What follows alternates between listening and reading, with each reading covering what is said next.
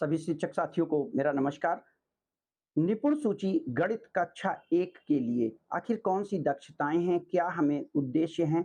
तो सबसे पहले बच्चों को चूँकि हमें यहाँ पे एलो कोड दिए गए हैं, पर दूर-पास की समझ, ऊपर-नीचे, आगे-पीछे की समझ, संख्याओं की पूर्व अवधारणा और वर्गीकरण, 1 से लेकर के 99 संख्याओं की मात्रा, यानी मात्राओं और प्रतीकों के आधार पर लिखना, शून्य की अवधारणा को समझना, 1 से 20 तक की गिनती करना, सिक्कों और नोटों की पहचान करना, दैनिक जीवन में अंकों को जोड़ पाना। यहाँ तक अगर आप कक्षा 1 के बच्चे को सिखाने का प्रयास करेंगे, तो कहीं न कहीं निश्चित तौर पर बच्चा हमारा गणित की दक्षता को आसानी से पा लेगा। और ऐसे ही आगे चलते हुए आप जानते हैं कि यहाँ पर हम बच्चों को सारी चीज़ें दैनिक सप्ताह के हिसाब से समझा सकते हैं। अब बात आती है कि वार्षिक, साप्ताहिक इन चीज़ों के शिक्षण उद्देश्य क्या हैं? तो अब हमारा शिक्षण उद्देश्य जो आया है, वो हमारा 1 से लेकर के 8 तक के सप्ताह का समापन, आपका जो विद्या प्रवेश सप्ताह हमारा चल रहा था, वो इस शनिवार से हो जाएगा और आगे आने वाले सोमवार से हमारा संदर्शिका का प्रयोग किया जाना है, जिसमें हमारी सप्ताह 9, सप्ताह 10, सप्ताह 11 और सप्ताह 12 की कार्य योजना पर काम होना है। तो यहाँ पर मैं प्रयास करूँगा कि मैं आपको समझा सकूँ कि आगे आने वाले समय में हम कैसे बच्चों के लिए गणित शिक्षण को आयोजित करें, जिससे कि बच्चे आसानी से चीज़ें सीख पाएँ। तो सप्ताह 9 में जो हमें बच्चों को अवधारणा विकसित करनी है, उसमें हमें दूर-पास की समझ और ऊपर-नीचे की धारणा विकसित करनी है। बच्चों को ये बताना है कि दूर क्या है, पास क्या है और उसके बाद दाएँ-बाएँ, आगे-पीछे की समझ विकसित करनी है। फिर वर्गीकरण की समझ और क्रम बनाने की समझ, यानी सप्ताह 9 के समाप्त होने से पहले-पहले हमें बच्चों को 3 इन बातों पर पूरी तरीके से समझा देना है। अगले 10वें सप्ताह में हम 1 से 1 की संगति बनाना, यानी संख्याओं को एक साथ गिन पाना, छोटी कविता और कहानियों के आधार पर 1 से 9 तक की वस्तुओं की मात्रात्मक समझ, यानी छोटी वस्तुओं को गिनना और उसके बारे में जानना। 1 से 9 तक की संख्या की मात्रात्मक समझ, यानी 8 कितना होता है, 9 कितना होता है और 7 कितना होता है। बच्चा जाने कि इनमें से कौन बड़ा है, यानी बच्चा इस तरफ से इसमें ऐसे आपका आकार लगा सके और इसमें ऐसे, यानी कौन-सी चीज़ बड़ी है, कौन-सी छोटी है, इन बच्चों में वो जान सके, इन अक्षरों में वो जान सके, इसके लिए हमें आगे प्रयास करना है। तो 10वें सप्ताह में इन दोनों योजनाओं पर हम काम करेंगे। मात्रात्मक समझ और क्रमांक की गणना कराने का प्रयास करेंगे। 11वें सप्ताह में वस्तुओं को 1 से लेकर 9 तक की वस्तुओं को ऑर्डर में लगाना, उनको गिनना, उनको आगे-पीछे के क्रम में गिनना। 1 से लेकर के 9 तक की गिनती करना और 9 से वापस 1 तक की गिनती करना। इस जगह पर बच्चों को हम संख्या सिखाने की कोशिश करेंगे। 1 से 20 तक के बच्चों को संख्याओं को बच्चों की ठोस अवधारणा के बारे में विकसित करेंगे। तो इस तरीके से 11वें सप्ताह में हमें ये प्रयास करने होंगे। अगले हमारे 12वें सप्ताह में बच्चों के लिए गिनने का सिद्धांत 1 टू 1, संख्याओं की समझ, ऑर्डिनल और कॉर्डिनल अप्रोच को हम लेकर के चलेंगे। बच्चों को ये संख्यात्मक समझ होनी चाहिए कि ये हमारा 8 है, तो 8 कितने होंगे? वो बच्चे इस तरीके से 8 ज़ीरो बना सकने में सक्षम हों, इस तरीके से आपको ध्यान देना है। संख्याओं के गिनने के सिद्धांत, किस तरीके से हम संख्याओं को गिनेंगे, इस विषय पर भी बच्चों को आगे समझाना है और अगले क्रम में अंतिम चरण में 1 से लेकर के 20 तक के क्रम में गिनना, आगे-पीछे रखना, ये बच्चों को 12वें सप्ताह में समझाना है। तो इन चीज़ों को हम कैसे समझाएँगे, इस विषय पर आगे देखते हैं। तो संदर्शिका का प्रयोग अगर आप प्रॉपरली करेंगे, तो निश्चित तौर पर आप इस लक्ष्य को आसानी से हासिल कर सकते हैं। 9 से 25 सप्ताह तक आपके शिक्षण उद्देश्य इसी संदर्शिका के माध्यम से पूरे होने हैं। इनमें वर्ष 2022-23 की रूपरेखा दी गई है और लक्षित उद्देश्यों को समाहित किया गया है। आपके शिक्षण चक्रों के प्रकार होंगे। यहाँ पर आप देखिए 4 कलर जो दिए गए हैं, ये नीला कलर अनुदेशनात्मक कार्य का है, ये साविधिक आकलन है, ये पुनरावृत्ति कार्य है और ये गृह कार्य एवं आकलन है। कलर्स पे आप विशेष ध्यान दें, जिससे कि आप सही संदर्शिका में कलर को प्रयोग कर सकें।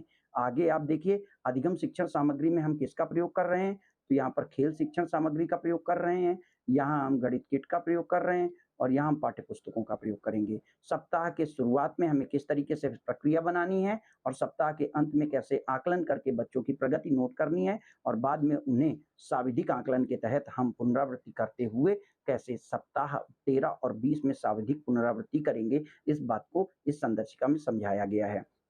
तो गणित शिक्षण चक्र बहुत प्रभावी ढंग से इसको समझने की कोशिश करनी है। गणित शिक्षण चक्र के लिए हमें गणित के क्रियान्वयन को समझना है। कक्षा कक्ष में बच्चे सक्रिय भागीदारी रखें, इसके लिए हमको बच्चों को दिखाना होगा।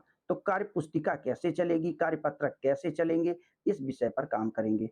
तो शुरुआत के जो 3 दिन आपको मिलेंगे, 3 दिन ध्यान दीजिएगा, 3 दिन 1, 2 और 3। तो पहले दिन में देखिए कालांश 1 में गणित शिक्षण योजना गणित पढ़ाएँगे, फिर गणित कार्यपत्रिका में कार्यपुस्तक में काम कराएँगे और फिर गणित का खेल खेलेंगे। फिर शिक्षण योजना दूसरे दिन की होगी, फिर उसका कार्यपत्रक होगा, फिर उसका खेल खेला जाएगा। शिक्षण योजना 3 होगी, उसका कार्यपत्रक और उसका खेल। तो इस तरीके से 1 से 3 दिनों तक हमें तीनों कालांश में बच्चे को पढ़ाना है, कार्यपत्रक कराना है और गणित का खेल खिलाना है। अब उसके बाद आगे जब आते हैं तो यहाँ पर हम जब चौथे दिन की बात देखते हैं तो ये बात तो की गई है कि 1 से 3 दिन की है। यहाँ पर हमारा जो प्रयास है इस जगह से आप देखें तो क्या करना है, नए उद्देश्य सिखाने और 4 दिन काम होना है। तो ये जो कार्यपत्रक दिए तो 3 दिन के हैं, लेकिन आपको 4 दिन यही काम करना है, यानी अनुदेशनात्मक कार्य आपका 4 दिनों के लिए होगा। और 5वें दिन हमें क्या करना है, 4 दिनों का समेकन करना है कि उस 4 दिनों में बच्चे ने क्या सीखा है और उसके बाद रिमेडियल और पुनरावृत्ति कार्य हमें छठे दिन करना है। ये हमारा पहले सप्ताह, पहले दिवस का एक शिक्षण चक्र का पूरा खाँचा है, पूरा प्रयोग है, जिसे कि हमें इस तरीके से करना है। यानी 1 से 4 में हमें बच्चे को उसकी गणना करानी है।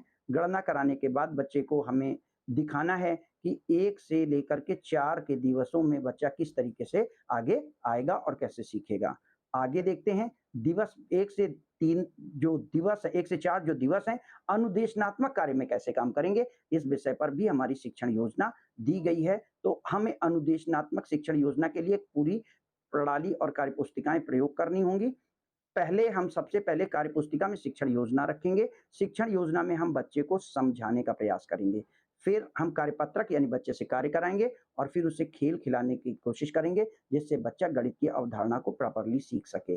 कार्यपत्रक में शिक्षण योजना दी गई है, शिक्षण योजना संदर्शिका में है, फिर आपका कार्यपत्रक दिया गया है और उसके बाद उसका खेल किस तरीके से बच्चे खेलेंगे। ये सारी की सारी चीज़ें संदर्शिका में आपको दी गई हैं और इसी से हम बच्चे को आपके आगे उसमें दिखाएँगे और जो हमारा दिवस 4 होगा, उसमें खोजें और जानें, ये स्वयं निर्माण करें। यहाँ पर आपके लिए एक काम दिया जाएगा कि आपको बच्चों की एक्सरसाइज़ खुद से बनानी होगी। बच्चों की एक्सरसाइज़ जो चौथे दिन के काम के लिए है, वो आपको अपने आप से निर्मित करनी है कि बच्चे कैसे सीखेंगे। 5वें दिन में क्या होना है, समेकन और आकलन होना है। तो समेकन शिक्षण का उद्देश्य है, इसका आप स्वयं निर्माण करेंगे और आप देख सकते हैं कि किस तरीके से बच्चे को कैसे आप जानेंगे कि बच्चे ने किसी चीज़ को सीखा है या नहीं सीखा है। फिर बच्चे से कार्यपत्रक आप भराएँगे और अगर बच्चा कार्यपत्रक भर लेता है, तो उसके आकलन ट्रैकर में आप टिक का निशान लगवाएँगे कि मैंने सीख लिया है। यहाँ पर याद रखना है कार्यपत्रक में आप समूह ए और समूह बी का निर्माण अपने हिसाब से करेंगे। समूह बी में आपको 50% से कम वाले बच्चे रखने हैं। यानी जो बच्चे 50% से कम के नंबर लाते हैं, उनको समूह बी में ए में रख बी में रखना है।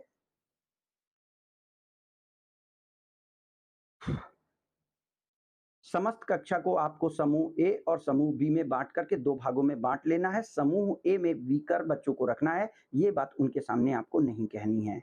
रिमेडियल और पुनरावृत्ति कार्य में रिमेडियल शिक्षण योजना का आप स्वयं निर्माण करेंगे, बच्चे को कैसे आप पढ़ाएँगे और ये याद रखिएगा रिमेडियल देखिए समूह बी के लिए भी होगा और समूह ए के लिए भी होगा। आप रिमेडियल कार्य जब करेंगे तो जो समूह बी होगा, उसको आप कार्य देंगे और जो समूह ए है, उसमें आप पुनरावृत्ति करेंगे और पुनरावृत्ति का साप्ताहिक कार्यपत्रक आपको स्वयं से निर्मित करना है। तो इस तरीके से साप्ताहिक योजना की जो हमारी बात है, वो साप्ताहिक योजना को हमारे 3 चरणों में बाँटा गया है, अनुदेशनात्मक कार्य, समेकन और आकलन और रिमेडियल कार्य। तो यहाँ पर 1 से 3 दिनों तक आपका जो दिया गया है, वहाँ पर हमारा ये 3 दिनों के कार्यपत्रक दिए गए हैं। एक चौथे दिन का कार्यपत्रक पूरा खाली है, इसका निर्माण आपको स्वयं करना है या आपको इसी हिसाब से आगे गैप दिया गया है कि इसका आप अपने हिसाब से उपयोग करते हुए बच्चों को सिखाने की कोशिश करेंगे। यहाँ पर शिक्षण दक्षता में बदलाव लाना है या गणित में दोहराव लाना है, ये कार्यपत्रक आपको अपने आप से बनाना है। समेकन और आकलन का कार्यपत्रक जो कि 5वें दिन रहेगा, 5वें दिन के इस कार्यपत्रक में आप हर बच्चे की ट्रैकर में प्रगति भरेंगे और समेकन शिक्षण के माध्यम से उसकी दक्षताओं का आकलन करेंगे। रेमेडियल शिक्षण और योजना और संदर्शिका का प्रयोग करते हुए उन बच्चों पर विशेष ध्यान देंगे जिनको की अवधारणा समझने में कठिनाई हो रही है और उन बच्चों पर रिक्त कालांश में शिक्षण योजना के अनुसार कार्य करेंगे, जिससे कि बच्चे आगे सीख भी सकें। अगले उसमें 1 से 12 सप्ताह की यहाँ पे कार्य योजना दी गई है। आपको यहाँ पर हम विद्या प्रवेश में 1 से 8 तक पूरा कर चुके हैं। जो हमारी कार्य योजना सप्ताह 9 की है, वहाँ पर आप देख सकते हैं, हमें 3 बातों पर काम करना है। 9 सप्ताह में हमें दूर और पास की अवधारणा विकसित करनी है, दाएँ-बाएँ और आगे-पीछे का विकास करना है, वर्गीकरण क्रम समझना है और बनाना है। इन 3 चीज़ों को हमें 9वें सप्ताह में पूरा करना है। 10वें सप्ताह में 1 से 1 की संगति, छोटी कविताओं के माध्यम से बच्चों को कहानियाँ सिखा कर के चित्र की गिनती और चार्ट बनवाने हैं और 1 से 9 में कॉर्डिनल और ऑर्डिनल अप्रोच के तहत मात्रात्मक और क्रमात्मक बच्चे को संख्या ज्ञान और क्रम का ज्ञान दोनों कराना है। सप्ताह 11 में 1, 2, 3 में आप संख्या ज्ञान कराएँगे, जिसमें 1 से 9 तक की विभिन्न अवधारणाएँ, 1 से 9 तक की संख्याओं को आगे-पीछे गिनना और क्रम में लिखना, 1 से 20 तक की ठोस वस्तुओं के साथ गिन सकना, यानी बच्चे को 20 तक की कैलकुलेशन आ जानी चाहिए। और 1, 2, 3 का 12वें सप्ताह में गिनने के सिद्धांत 1 टू 1 करेस्पॉन्डेंस, कोऑर्डिनैलिटी एंड ऑर्डिनैलिटी जानने की कोशिश करेंगे। बच्चे को बताएँगे कि क्रमिक गिनती कैसे होगी, ऑर्डिनल कैसे होगी और कॉर्डिनल कैसे होगी। गिनने के सिद्धांत में ऑर्डर और रेलेवेंसी प्लस एब्स्ट्रैक्ट बातें, यानी बच्चों को संख्यात्मक ज्ञान। यहाँ पर बच्चा ज़रूरी नहीं कि संख्या को सामने रख कर के ही गिने, अगर बच्चा अपने मन में भी काउंट कर सकता है, ऐसी सिद्धांत, ऐसी दक्षता उसके अंदर विकसित करनी होगी। 12वें सप्ताह के अंत तक 1 से लेकर के 20 तक बच्चे को गणना करना या गणित की समझ, लिखना और क्रम आ जाना उद्देश्य बताया गया है। तो इस तरीके से यहाँ पर हमारा गणित शिक्षण का जो कार्यक्रम है, वो 9 से लेकर के 12 सप्ताह तक ऐसे ही चलना है और इसके उद्देश्य प्रति सप्ताहवार निश्चित हैं। मुझे उम्मीद है आप सब इन संदर्शिकाओं का प्रयोग करते हुए अपने बच्चों को गणित में दक्षता हासिल करने में मदद करेंगे। धन्यवाद। मिलते हैं अगले वीडियो में।